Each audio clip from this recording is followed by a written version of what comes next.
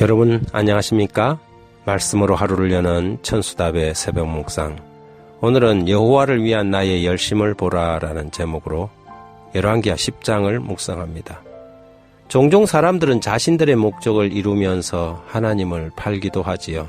자기 의욕에 넘쳐 천지분간을 못하고 외형적으로는 하나님을 섬기는 듯해 보이지만 결국은 자신을 향한 열심을 가지고 일하며 하나님을 위한 열심이라고 목소리를 높이곤 합니다. 예후가 그랬습니다. 열왕기하 10장 16절 17절에 보면 이르되 나와 함께 가서 여호와를 위한 나의 열심을 보라 하고 이에 자기 병거에 태우고 사마리아에 이르러 거기에 남아있는 바 아합에게 속한 자들을 죽여 진멸하였으니 여호와께서 엘리야에게 하신 말씀과 같이 되었더라. 예후의 개혁사업은 3단계로 나눌 수 있습니다. 첫 번째는 이스라엘에서 아합의 가족을 처단하는 일이었고, 두 번째는 사마리아에 있는 아합의 자식들을 제거하는 것이었습니다. 그 다음은 바알 제사장을 모조리 죽이고 바알 석상과 목상을 쪼개어 변소를 만들어 버리는 일이었죠.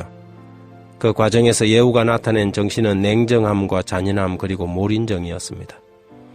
그는 아합과 관계된 사람들과 친척들을 모조리 죽였습니다. 엘리야의 예언을 성취시킨다는 명목으로 남기지 않고 처단한 것이지요.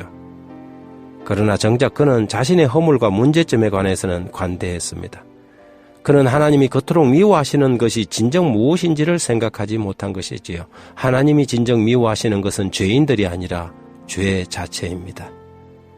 열왕기하 10장 28, 29, 30절, 31절에는 예후가 이와 같이 이스라엘 중에서 바알을 멸하였으나 이스라엘에게 범죄한 느밧의 아들 여로보암의 죄 곧 베델과 단에 있는 금송아지를 섬기는 죄에서 떠나지 아니하였더라. 여호와께서 예후에게 이르시되 내가 나보기에 정직한 일을 행하되 잘 행하여 내 마음에 있는 대로 아합의 집에 다 행하였은즉 내 자손이 이스라엘 왕위를 이어 4대를 지내리라 하시니라.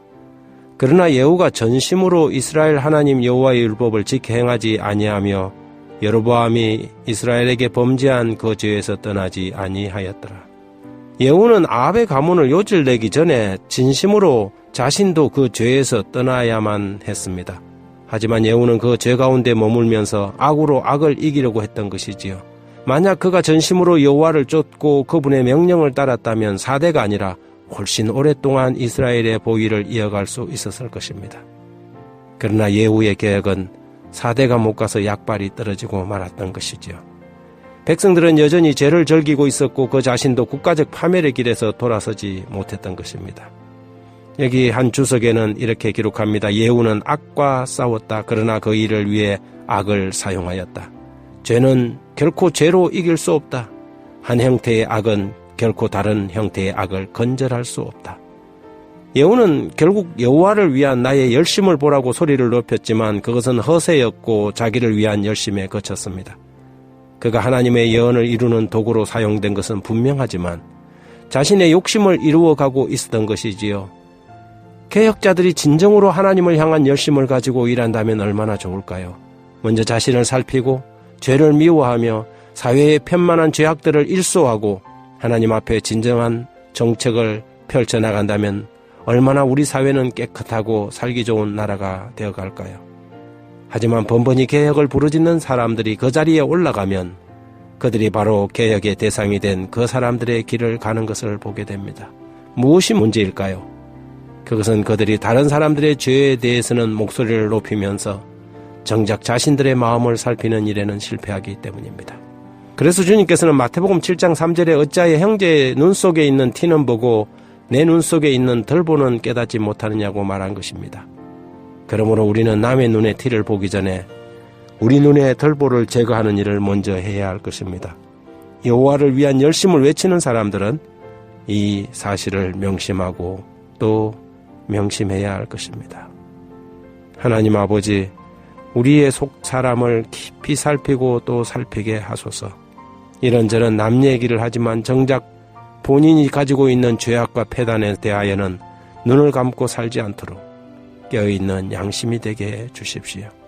죄는 미워하시되 죄인을 불쌍히 여기신 주님처럼 우리도 진정으로 죄 자체를 미워하는 마음 가지고 살게 해 주시기를 예수님 이름으로 기도드립니다.